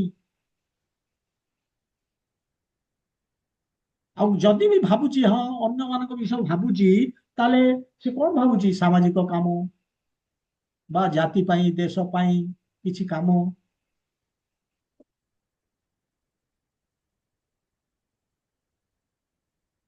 କିନ୍ତୁ ସେ ଜାଣିପାରୁନି ଯେ କେତେ ଦିନ ସେମାନଙ୍କର ପାଇଁ ସେ କର୍ମ କରିବ, ତାଙ୍କର କରିକି ତାଙ୍କୁ ବଞ୍ଚେଇ ରଖିପାରିବ।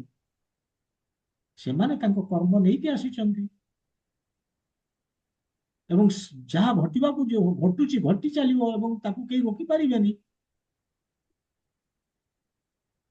କିନ୍ତୁ ଏଇ ଯୋଉ ଅଳ୍ପ ସଂଖ୍ୟା ଯୋଉ ଭୌତିକବାଦୀ ଲୋକ, ସେମାନେ ଭାବନ୍ତି, ସେମାନେ ତିନି ଗୁଣରେ ଭ୍ରମିତ ହେଇଛନ୍ତି ଏବଂ ଭାବୁଛନ୍ତି ହଁ ମୁଁ ଏମାନଙ୍କର କରିକି ଏମାନଙ୍କର ଭାଗ୍ୟ ବଦଳେଇ ଦେବି ଏବଂ ମୁଁ କରୁଛି ବୋଲି ଗୋଟେ ଅହଙ୍କାର ତାଙ୍କର ଜନ୍ମ ହୁଏ।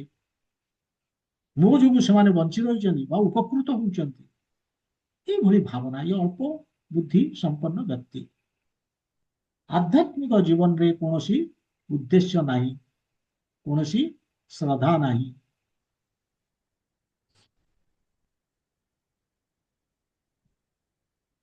କେମିତି ଆସିବ? ଯେ ତ ଗୋଟେ ମାନେ ଶ୍ରଦ୍ଧା ଗୋଟେ ଜିନିଷ ହବ, କୌଣସି ସବଜେକ୍ଟ ହଉ ବା କୌଣସି କଥା ହଉ, କେମିତି ଆସିବ? ଯେତେବେଳେ ଆମେ ସେଇ ସବଜେକ୍ଟ ବା ସେଇ ବିଷୟ ବା ବ୍ୟକ୍ତି ପାଇଁ ଶ୍ରଦ୍ଧା ଆସିବ, ଯେତେବେଳେ ଆମେ ତାଙ୍କ ପାଇଁ କିଛି ସମୟ ବାହାର କରିବା, ଆମର ସମ୍ପର୍କ ଯେତେବେଳେ ତାଙ୍କ ସାଙ୍ଗରେ ବଢିବ, ଆମେ ଯେତେବେଳେ ଜାଣିବାକୁ ଚାହିଁବା ସେ ସେ ସବଜେକ୍ଟ କଣ ବା ସେ ବ୍ୟକ୍ତି କିଏ, ସମୟ ବାହାର କରିବାକୁ ପଡିବ। କିଛି ସମୟ ତ କାଟିଲେ ଆମେ ଜାଣିବା ନା। କିନ୍ତୁ ଏ ଭୌତିକବାଦୀ ଲୋକ ଏମାନେ ମାନେ ଏତେ ଆସକ୍ତି ଏମାନଙ୍କୁ ରହିଛି ଏଇ ଯୋଉ ଶରୀର ଆଉ ଶରୀର ସମ୍ବନ୍ଧୀୟ କର୍ମ ପ୍ରତି, ମୁଁ ଆଉ ମୋର ଏଇ ପ୍ରତି ଏତେ ଆସକ୍ତି ରହିଛି ଯେ ସେମାନେ ଭୌତିକ କାମରେ ସବୁବେଳେ ବ୍ୟସ୍ତ ରହନ୍ତି। ସକାଳୁ ମାନେ ଉଠିଲା ବେଳଠୁ ରାତିରେ ଶୋଇବା ପର୍ଯ୍ୟନ୍ତ, ଶଯ୍ୟାକୁ ଗଲା ପର୍ଯ୍ୟନ୍ତ ସେମାନେ ବହୁତ ବ୍ୟସ୍ତ ରୁହନ୍ତି। ତାଙ୍କ ପାଖରେ ସମୟ ନାହିଁ କାହାକୁ କୋଉ ବିଷୟ କଥା ହବା ପାଇଁ ବା କୋଉ ଲୋକଙ୍କ ସାଙ୍ଗରେ, ତାଙ୍କ ଚାରିକଡ଼ରେ ଯୋଉମାନେ ଅଛି ତାଙ୍କ ସାଙ୍ଗରେ କଥା ହବା ପାଇଁ ତାଙ୍କ ପାଖରେ ସମୟ ନାହିଁ। ଆଉ ପରମାତ୍ମାଙ୍କ ବିଷୟରେ, ଯିଏ ଭଗବାନ ଅଛନ୍ତି ଭିତରେ, ତାଙ୍କ ବିଷୟରେ କୁଆଡୁ ସମୟ ଆସିବ? ଆମେ ଯେତେବେଳେ ତାଙ୍କୁ କହୁଛେ ଆସନ୍ତୁ ଟିକେ ଆଧ୍ୟାତ୍ମିକ ଜୀବନ ବିଷୟରେ ଜାଣିବା, ଜ୍ଞାନ ହଉ ଇଏ ହଉ, ଗୀତା କ୍ଲାସ କର, ସେମାନେ କଣ କହୁଛନ୍ତି? ଆରେ ନାଇଁ, ଆମକୁ ସମୟ କାହିଁ? ଆମେ ଦେଖୁନୁ, ମୁଁ ପୁରା ଗଧ ଭଳିଆ 24 ଘଣ୍ଟା ସକାଳୁ ରାତି ପର୍ଯ୍ୟନ୍ତ ମୁଁ କର୍ମ କରୁଛି କେବଳ ଇନ୍ଦ୍ରିୟ ଭୋଗ ପାଇଁ। ସମୟ ଥିଲେ ତ ମୁଁ ସେ କଥାକୁ ସେଆଡେ ଯିବି। ମାନେ which is the only objective of our life, ତାକୁ ଆମେ ସାଇଡ କରିଦେଇଛେ। ଆଉ ଯୋଉଟା ହିଁ ସଫରିଂର କାରଣ, ସେଇଟା ଆମର ମେନ୍ ହେଇଯାଇଛି material activities. Spiritual activities zero, no interest in spiritual life. यही हेले अविद्वान आमे माने। तेणु भगवान कहउचंती जे जो माने विद्वान, जो माने आध्यात्मिक क्षेत्र रे प्रगति करिचंती, तांकर कर्तव्य कौन? से माने तांकु एजिटेट करिवार नाही, काहाकु अविद्वान को तांकु विचलित करिवार नाही, तांकु डिस्टर्ब न करिके से माने कौन करिवे ना, तांकर से जो आध्यात्मिक काम करूचंती से माने करि चलिवे। ଏବଂ ତାଙ୍କୁ କଣ, ତାଙ୍କ ସାଙ୍ଗରେ ଯଦି କଥା ହେବେ, କଣ କଥା ହେବେ? ତାଙ୍କୁ ଯୋଉ କଥା ଗୁଡିକ ଭଲ ଲାଗୁଛି ସେଇ ବିଷୟରେ କଥା ହେବେ, ବା ଯୋଉ ଗୁଡିକ ସେ କରୁଛନ୍ତି, ସପୋଜିଂ ସେମାନେ ଅହିଂସା ବିଷୟରେ ତାଙ୍କର ଇଣ୍ଟରେଷ୍ଟ ଅଛି, ବା ଲୋକହିତକର କାମ କରୁଛନ୍ତି ସେ ବିଷୟରେ, ସେଇ ବିଷୟ ଚର୍ଚ୍ଚା କରିବ। କିନ୍ତୁ ତାଙ୍କୁ ଯାଇ କହିବନି ଏ ଏସବୁ କାମ ବନ୍ଦ କର, ଏବଂ ଏଗୁଡାକ ସବୁ ପାପ କର୍ମ, ଏଥିରେ ତୁ ଫସିଯିବୁ, ଏବଂ ଫଳରେ କଣ ହବୁ ନା ବାରମ୍ବାର ଶରୀର ପାଉଥିବୁ, ଆସୁଥିବୁ, ଭୋଗୁଥିବୁ, ଏଇ ଯୋଉ ଜନ୍ମ ମୃତ୍ୟୁ ଚକ୍ରରେ ଅଟକିକି ରହିବୁ, ଏଇ ସବୁ କହିବାର ଆବଶ୍ୟକତା ନାହିଁ। ଯେମିତି ନାରଦ ମୁନି ଧ୍ରୁବଙ୍କୁ ହ୍ୟାଣ୍ଡେଲ କରିଥିଲେ। ଧ୍ରୁବ ଆସିଥିଲେ କୋଉଥିପାଇଁ? ବାପାଙ୍କଠୁ ଗୋଟେ ବଡ ରାଜ୍ୟ କେମିତି ସେ ପ୍ରାପ୍ତ କରିବେ, ତାଙ୍କୁ ମିଳିବ, ଇଏ ହଉଛି ଭୌତିକ ଇଚ୍ଛା, ଐଶ୍ୱର୍ଯ୍ୟ ମାଗିବାକୁ ଆସିଥିଲେ। କିନ୍ତୁ ନାରଦ ମୁନି ତାଙ୍କୁ କୌଣସି ଉପଦେଶ ଦେଇ ନଥିଲେ, ଆରେ ଇଏ ହଉଛି ମାନେ ମାନେ ବିପରୀତ ବୁଦ୍ଧି, ବିନାଶ କାଳେ ଯାହାକୁ କହନ୍ତି, ଏଇଭଳିଆ ବୁଦ୍ଧି, ଏକୁ କରନା। ନା, ସେଭଳିଆ କିଛି ଆଡଭାଇସ ଦେଇ ନଥିଲେ।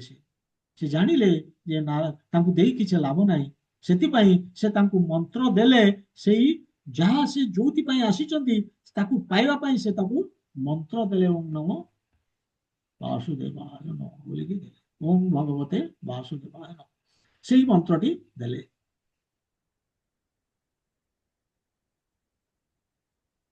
ଏକ୍ଜାକ୍ଟଲି କୃଷ୍ଣ ମଧ୍ୟ ଶ୍ଲୋକରେ ସେୟା ହିଁ କହୁଛନ୍ତି। ସେ କହୁଛନ୍ତି ସେ ଏଇ ଯୋଉ ଅବିଦ୍ୱାନ ମାନଙ୍କ ସାଙ୍ଗରେ ସେ କୃଷ୍ଣ ନିଜେ ଫ୍ରଷ୍ଟ୍ରେଟେଡ, ସେମାନେ ସେଥିପାଇଁ ଭଗବାନ କହୁଛନ୍ତି ସେମାନେ ବିଜି ଅଛନ୍ତି ତାଙ୍କର ଭୌତିକ ଆକ୍ଟିଭିଟିଜରେ, ତାଙ୍କୁ ଡିଷ୍ଟର୍ବ କରନା। ମୋ ବିଷୟ ଚିନ୍ତା କରିବା ପାଇଁ ତାଙ୍କର ସମୟ ହେଇନି, ଡୋଣ୍ଟ ଡିଷ୍ଟର୍ବ ଦେମ୍। କିନ୍ତୁ ଯୋଉମାନେ ଭକ୍ତ, ଲାଇକ ପ୍ରଭୁପାଦ, ଶୁଦ୍ଧ ଭକ୍ତ, ସେମାନେ ଭଗବାନଙ୍କର ହୃଦୟ, ଭଗବାନଙ୍କର ଉଦ୍ଦେଶ୍ୟକୁ ବୁଝିପାରନ୍ତି। ସେମାନେ ବହୁତ ଦୟାଳୁ, ଭଗବାନଙ୍କୁ ଆହୁରି ଦୟାଳୁ। ସେମାନେ ଚିନ୍ତା କରନ୍ତିନି ଯେ କିଏ ଅବିଦ୍ୱାନ କିଏ ବିଦ୍ୱାନ, ନା, ସେମାନେ ଚାହାନ୍ତି କେମିତି ସମଗ୍ର ଜଗତ କୃଷ୍ଣ ଚେତନାଶୀଳ ହଉ। ତେଣୁ ସେମାନେ ରିସ୍କ ନେବେ, ସେମାନେ ଡିଷ୍ଟର୍ବ କରିବେ କାହାକୁ? ଅବିଦ୍ୱାନ, ଏବଂ ସେମାନଙ୍କୁ କୃଷ୍ଣ ଚେତନା ଉପରେ କିଛି କହିବେ, ଯେମିତି ପ୍ରଭୁପାଦ କରିଥିଲେ। ପ୍ରଭୁପାଦ କଣ କରିଥିଲେ? ଫରେନ୍ କଣ୍ଟ୍ରିଜରେ ସେମାନେ ତ ସବୁ ଅଭକ୍ତ ଥିଲେ, ସେମାନଙ୍କ କିଛି ଜ୍ଞାନ ହିଁ ନଥିଲା, କୌଣସି ଫିଲୋସଫି ନଥିଲା ତାଙ୍କ ପାଖରେ, ନା ଗୀତା, ନା ଭାଗବତ, ନା ବେଦ, କିଛି ସେମାନେ ତାଙ୍କ ବିଷୟରେ କିଛି ଜାଣିନାହାନ୍ତି। ସେ ଖାଲି ଇନ୍ଦ୍ରିୟ ଭୋଗଟି ଜାଣିଥିଲେ। କିନ୍ତୁ ପ୍ରଭୁପାଦ ତାଙ୍କୁ ଫିଲୋସଫି ଦେଲେନି, ତାଙ୍କୁ ବସିକି କୃଷ୍ଣ କଣ କହୁଛନ୍ତି ସେ ବିଷୟ କିଛି କଲେନି, ତାଙ୍କୁ ଷ୍ଟ୍ରେଟ କୃଷ୍ଣଙ୍କ ସେବାରେ ଲଗେଇଦେଲେ। ଇଏ ହଉଛି ତାଙ୍କର ମାନେ ଅଭିନବ ଉପାୟ, କୃଷ୍ଣ ସେବାରେ ଲଗେଇଦେଲେ। ଏବଂ ସେ ଜାଣିଛନ୍ତି କୃଷ୍ଣ ସେବାରେ ଯିଏ ଲାଗିଯିବ ଅଟୋମେଟିକାଲି କୃଷ୍ଣଙ୍କର କୃପା ତା ପାଖକୁ ଫ୍ଲୋ କରିବ ଏବଂ ସେ ବିଦ୍ୱାନ ମାନେ ଆଜି ଅବିଦ୍ୱାନ ଅଛି, କାଲି ବିଦ୍ୱାନ ହେଇଯିବ। ଏ କଥା ନିଜେ ମଧ୍ୟ ଭଗବାନ ଏଇଟା ପ୍ରଭୁପାଦ କୋଉଠୁ ଏଇ ଜିନିଷ ପାଇଲେ? ଆମର ଯୋଉ ଏଇ ଭଗବତ ଗୀତାରେ କୃଷ୍ଣ 10ମ ଅଧ୍ୟାୟର 11 ନମ୍ବର ଶ୍ଲୋକରେ କହୁଛନ୍ତି, ତେଷାଂ ଏବ ଅନୁକମ୍ପାର୍ଥଂ ଅହଂ ଜ୍ଞାନଜଂ ତମଃ ଅଜ୍ଞାନଜଂ ତମଃ ନାଶୟାମି ଆତ୍ମଭାବସ୍ତ ଜ୍ଞାନ ଦୀପେନ ଭାସ୍ୱତା। ସେମାନେ କହୁଛନ୍ତି, ଭଗବାନ ଏଇଠି କହୁଛନ୍ତି ଯେ ମାନେ ଯୋଉମାନେ ଯୋଉମାନେ ଅଜ୍ଞାନ ମାନେ ଅନ୍ଧକାରରେ ଅଛନ୍ତି,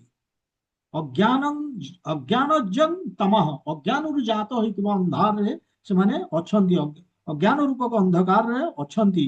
ଏଇ ଅବିଦ୍ୱାନ ମାନେ ତାଙ୍କ ପ୍ରତି ଭଗବାନ ଅନୁକମ୍ପା କରନ୍ତି, କୃପା କରନ୍ତି ଏବଂ ସେ କହୁଛନ୍ତି ମୁଁ ସେମାନଙ୍କ ପ୍ରତି କହୁଛନ୍ତି ସେମାନଙ୍କ ପ୍ରତି ଅନୁକମ୍ପା ଅବଶତଃ ମୁଁ ସେମାନଙ୍କ ହୃଦୟରେ ରହି ଉଜ୍ଜଳ ଜ୍ଞାନ ଦୂତ ସାହାଯ୍ୟରେ ଅଜ୍ଞାନତାରୁ ଜାତ ଅନ୍ଧକାରକୁ ନାଶ କରେ।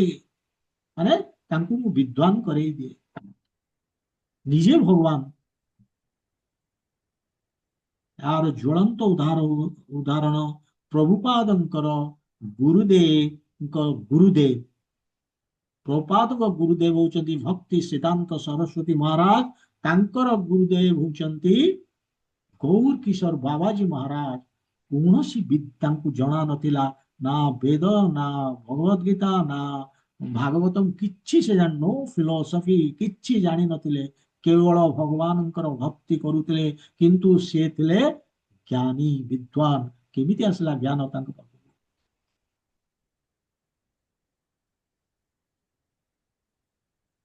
ତ ଏଇଭଳି ଭଗବାନଙ୍କ ପାଖରେ ଆମେ ଜାଣୁଛେ ଯେ ପ୍ରପାତ କଣ କଲେ ନା ସବୁ ସେବାରେ ଡାଇରେକ୍ଟ ଲଗେଇ ଦେଲେ, ଅଟୋମେଟିକାଲି ଜଣେ ବିଦ୍ୱାନ ହବ ସେବାରେ ଲାଗିଲେ।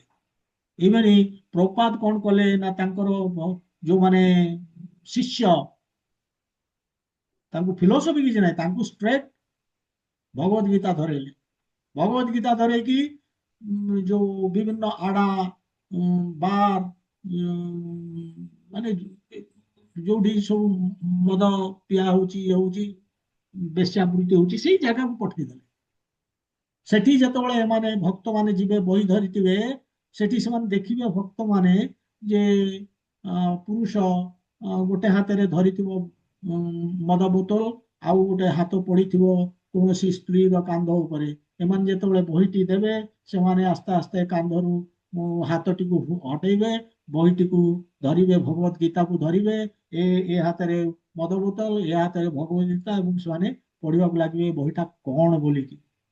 ମାନେ ଇମାଜିନ କରନ୍ତୁ କେମିତି ଏ ଭକ୍ତମାନେ ରିସ୍କ ନେଇ ସେ ଜାଗାରେ ପହଞ୍ଚୁଥିଲେ ଏବଂ ଭଗବାନଙ୍କର ପ୍ରଚାର କରିବା ପାଇଁ, ଭଗବାନଙ୍କ ବିଷୟ ପ୍ରଚାର କରିବା ପାଇଁ ସେ କେମିତି ପ୍ରୟାସ କରୁଥିଲେ ଏବଂ ସେମାନଙ୍କୁ କୃଷ୍ଣ ଚେତନାରେ ଉପରକୁ ଉଠେଇବା ପାଇଁ ଯୋଉମାନେ ମାନେ ଗଟରରେ ରହିଛନ୍ତି, ସେମାନଙ୍କୁ କେମିତି ସେ ନାଳ ନର୍ଦ୍ଦମାରୁ କେମିତି ଉଠେଇବେ। କିଡା ଭଳିଆ ସେମାନେ ସଢୁଥିଲେ ନାଳ ନର୍ଦ୍ଦମାରେ। ସେଇ କ୍ୟାଟେଗୋରୀର ଲୋକ ଆମେ ମଧ୍ୟ ସେଇ ଟ୍ରେନରେ ଆମେ ସଢୁଛେ। ବହୁତ ମାନେ ଅସ୍ୱାସ୍ଥ୍ୟକର ପରିସ୍ଥିତିରେ ଆମେ ଦୂଷିତ ହେଇକି ଭୌତିକ ଜଗତରେ ଆମେ ରହିଛେ। କିନ୍ତୁ ଏଇ ପ୍ରଭୁପାଦଙ୍କର କୃପା, ଏଇ ଶୁଦ୍ଧ ଭକ୍ତଙ୍କର କୃପା ଫଳରେ ଆମେ ସେ ଜାଗାରୁ ବର୍ତ୍ତମାନ ଉଠିବାକୁ ଚେଷ୍ଟା କରୁଛେ। ଆମେ ଆଟଲିଷ୍ଟ ଆମେ ଆଧ୍ୟାତ୍ମିକ ସ୍ତରକୁ ଆସିବାକୁ ଚେଷ୍ଟା କରୁଛେ। ତେଣୁ ଯୋଉଠି ଆମେ ଆମେ ସମୟ ଆସିବ, ଆମେ ଚେଷ୍ଟା କରିବା ପୁଣି ଏଇ ଯୋଉ ଜନ୍ମ ମୃତ୍ୟୁ ଚକ୍ରଟାକୁ ସମାପ୍ତ କରିଦେବା ପାଇଁ। ତେଣୁ ଏଇଭଳି ଆମେ ଦେଖୁଛେ ଯେ ଯୋଉମାନେ ଶୁଦ୍ଧ ଭକ୍ତ ଭଗବାନଙ୍କର, ସେମାନେ ବହୁତ ଦୟାଳୁ କୃପାଳୁ କୃଷ୍ଣଙ୍କ ଅପେକ୍ଷା। କୃଷ୍ଣ ତ କହିବେ ଆରେ ଡୋଣ୍ଟ ଗୋ ଦେୟାର, ସେଠିକି ଯାଆନା, ଏ ଅବିଦ୍ୱାନ ଇଗ୍ନୋରାଣ୍ଟ ଅଜ୍ଞାନୀ ତାଙ୍କ ପାଖକୁ ଯା ନା, ସେ ଭୌତିକ ଇଏରେ ବୁଡିକି ରହିଛି, ତାକୁ ଡିଷ୍ଟର୍ବ କର ନା କହିବେ, କିନ୍ତୁ ଏମାନେ ଚାଲିଯିବେ ଏବଂ କହିବେ କୃଷ୍ଣଙ୍କୁ କ୍ଷମା କରିଦିଅ,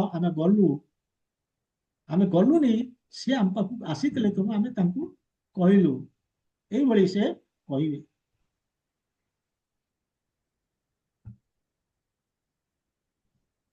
ତେଣୁ ଭଗବାନ କୃଷ୍ଣ କହୁଛନ୍ତି ଭକ୍ତ କଣ କରନ୍ତି, ଶୁଦ୍ଧ ଭକ୍ତ ତାଙ୍କୁ ଆଡଭାଇସ୍ କିଛି ଦିଅନ୍ତିନି, ଫିଲୋସଫି ଦିଅନ୍ତିନି, ଷ୍ଟ୍ରାଇଟ୍ ତାଙ୍କୁ ଦବା ମେଡିସିନ। ତାଙ୍କର ଯୋଉ ଆସକ୍ତି ରହିଛି ଭୌତିକ କର୍ମ ଏବଂ ଭୌତିକ ଇଏ କଣ ମାନେ ଇନ୍ଦ୍ରିୟ ଭୋଗ ପାଇଁ, ସେଇ ଯୋଉ ରହିଛି ସେ ରୋଗଟା, ସେ ରୋଗରୁ ମୁକ୍ତ କରିବା ପାଇଁ ତାଙ୍କୁ ଦବା ଦିଅନ୍ତି। ସେ ଦବାଟି କଣ? ମେଡିସିନ, ଔଷଧ। ସେ ହଉଛି ଭକ୍ତି, ହରେ କୃଷ୍ଣ ମହାମନ୍ତ୍ର।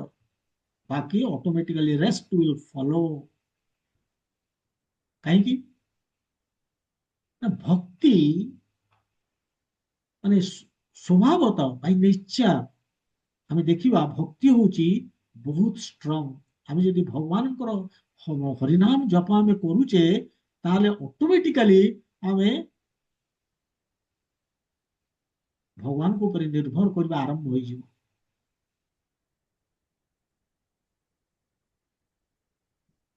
ଏଇ ଯୋଉ ଭକ୍ତିଟା ଆମର ହୃଦୟ ଶୁଦ୍ଧ ହେଲେ ଯେ ଆମେ କରିପାରିବା ତା ନୁହେଁ। ସେ ଡିପେଣ୍ଡେଣ୍ଟ ନୁହେଁ, ହୃଦୟ ଶୁଦ୍ଧ ଉପରେ ଡିପେଣ୍ଡେଣ୍ଟ ନୁହେଁ ଭକ୍ତିଟା। ଭଗବାନ କାହିଁ କହୁଛନ୍ତି, ଯେହେତୁ ତାର ଶୁଦ୍ଧ ହେଇନି, କାହାର ଅବିଦ୍ୱାନର ଇଗ୍ନୋରାଣ୍ଟର ଶୁଦ୍ଧ ହେଇନି, ତେଣୁ ତାକୁ ଡିଷ୍ଟର୍ବ କରନା। କିନ୍ତୁ ଭକ୍ତି ଭଗବାନ କହୁଛନ୍ତି ତାର ଯୋଗ୍ୟତା ନ ଆସିଲେ ମଧ୍ୟ ଏଠି ମାନେ ଭକ୍ତ ମାନେ କଣ କରନ୍ତି ଯେ ଅଟୋମେଟିକାଲି ଭକ୍ତି ଡିପେଣ୍ଡେଣ୍ଟ ନୁହେଁ କାହା ଉପରେ, ନା ଶୁଦ୍ଧ ହେଇଥିବା ନ ହେଇଥିବା ଉପରେ ନୁହେଁ। ଷ୍ଟ୍ରେଟ୍ ଜଣେ ଭକ୍ତି କଲେ ତାକୁ କୃପା ଆସେ। କିନ୍ତୁ ଜ୍ଞାନ, ଆମେ ଯଦି କହିବା ଯେ କର୍ମ ସନ୍ନ୍ୟାସ ନିଅ, ଜ୍ଞାନ ଯୋଗ, ସଂସାର ତ୍ୟାଗ କର, ତାହେଲେ ଆମକୁ ଦରକାର ହୃଦୟର ଶୁଦ୍ଧତା, ମାନେ ଭୋଗ ବାସନରୁ ଊର୍ଦ୍ଧ୍ୱକୁ ଉଠିବା ଦରକାର।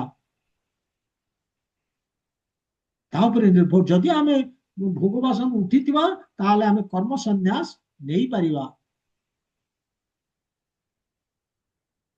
କିନ୍ତୁ ଭକ୍ତିଟା ଆମର ହୃଦୟର ଯେତେ ମଇଳା ଥାଉ, ଆମେ ଭକ୍ତି କଲେ ହିଁ ସେ ମଇଳା ଯିବ। ଆମେ ଭକ୍ତି କଲେ ହିଁ ଆମେ ଉପରକୁ ଉଠିଯିବା।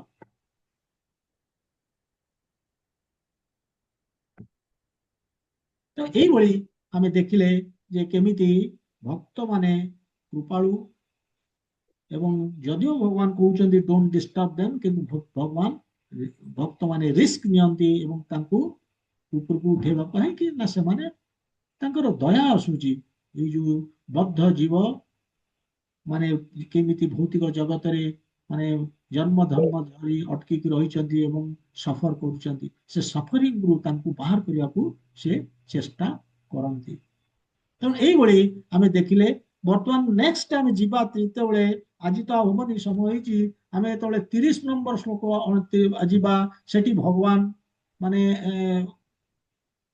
ସେଠି ବହୁତ ଜିନିଷ, ଭଲ ଜିନିଷ କହିବେ ଯେ କୃଷ୍ଣଙ୍କ ପାଇଁ କାମ କରିବା, working for Krishna and following him, ତାଙ୍କୁ କେମିତି ଅନୁସରଣ କରିବା, ତାଙ୍କ ପାଇଁ କେମିତି କର୍ମ କରିବା। 30ରୁ 32ରେ ଭଗବାନ ସେ କଥା କହିବେ। ଆଜି ସମୟ ହେଇଯାଇଛି, ଏଇଠି ଆମେ ରହିବା। ग्रंथराज श्रीमद् भगवद गीता की जय, श्रीला प्रभुपाद की जय, गौर भक्त वृंद की जय। हरे कृष्ण।